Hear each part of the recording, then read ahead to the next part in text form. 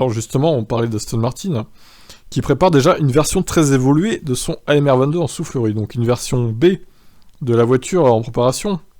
Oh oh. Tom McCullough, directeur de la performance, va dans le sens en affirmant que l'écurie britannique travaille déjà sur une version très évoluée de sa F1 en soufflerie. La voiture que vous voyez à l'heure actuelle n'a rien à voir avec celle que nous avons en soufflerie, et je suis sûr que c'est pareil pour tout le monde dans la voie des stands.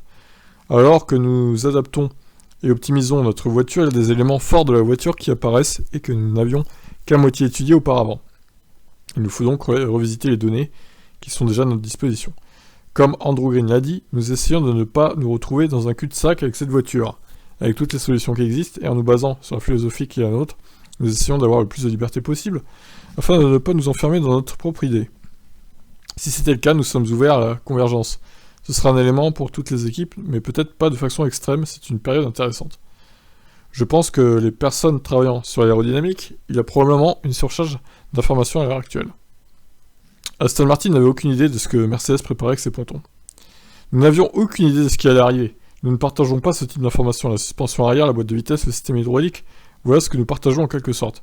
Ainsi, nous n'avions aucune connaissance de tout ce système de refroidissement. Je l'ai aperçu sur les réseaux sociaux à la veille des essais.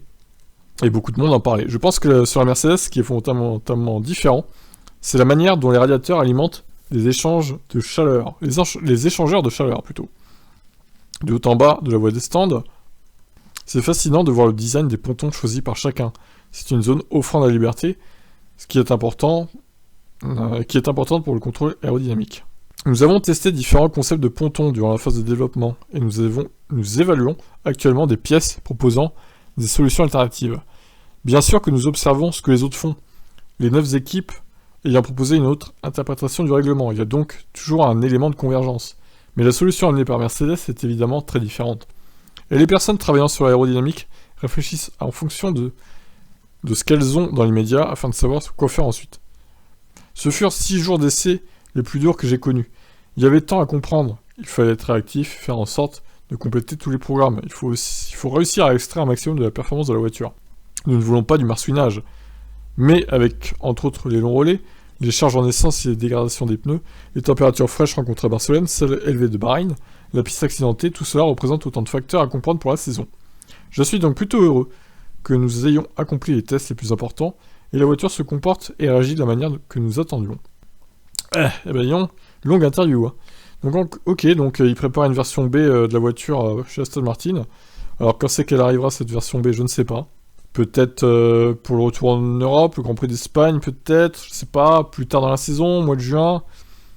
Dur à dire, hein, franchement, je suis même pas sûr que eux-mêmes le savent, quoi. Donc voilà, bah écoutez, on va suivre ça de près, on verra les perfs déjà de la version 1 de la voiture des Bahreïn. Je les vois aller en Q3, mais ça va être dur de faire mieux que le top 10, hein, je pense quand même. Genre 9-10, quoi, je les vois naviguer dans ces places-là, pour le début de saison en tout cas. Qu'est-ce que vous en pensez, vous? Ciao.